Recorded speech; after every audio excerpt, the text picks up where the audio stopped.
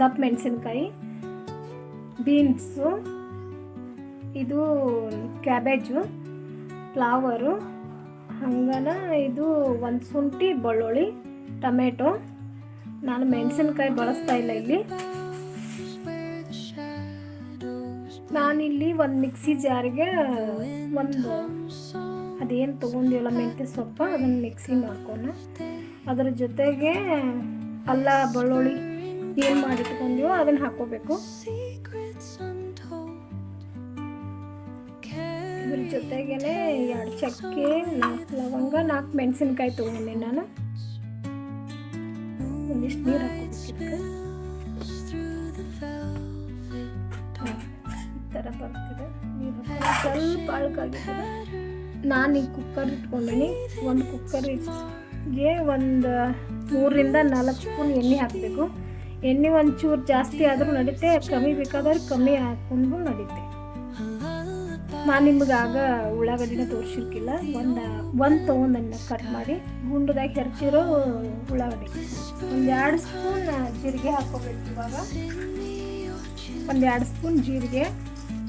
ಇವಾಗ ಇದನ್ನು ಕಟ್ ಮಾಡಿ ಇಟ್ಕೊಂಡ್ರೆ ಒಂದೊಂದಾಗಿ ಹಾಕೋಬೇಕು.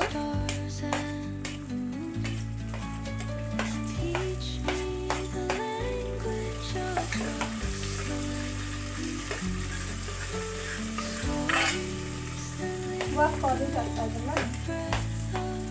ಟೊಮೆಟೊ ಒಂದು,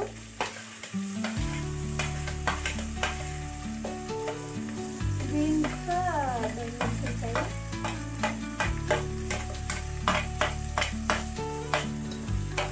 ಹಾಕೊಂಡು ಒಂದು ರೌಂಡ್ ತಿರುಗಿಸ್ಬೇಕು ಅದನ್ನು.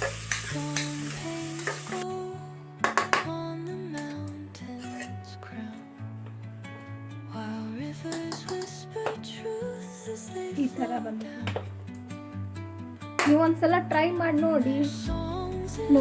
ಇದು ರೆಡಿ ಆಗೈತಿ. ಇವಾಗ ಬೆಳಗಿನ ನಾಷ್ಟ ನಮ್ದು ಇದಾಗೈತಿ. ಈ ಥರ ಮಾಡೀನಿ ನಾನು. ಒಂದು ಮೆಂತ್ಯ ಸೊಪ್ಪಿಂದ ಪಲಾವ, ಒಂದು ಮೊಸರು ಹಚ್ಚಿದ್ದೇನೆ. ಇದು ಬಂದು ನಾ ಇವತ್ತು ಏನು ಮಾಡೀನಿ ಅಂದ್ರೆ ಒಂದು ಆ್ಯಪಲ್ದ ಸಲಾಡ್ ಮಾಡ್ಕೊಂಡಿದ್ದೀನಿ ಒಂದಿಷ್ಟು. ಓಕೆ, ನಿಮಗೆ ಇಷ್ಟ ಆಗೈತೆ ಅಂದ್ಕೊಂಡೇನಿ.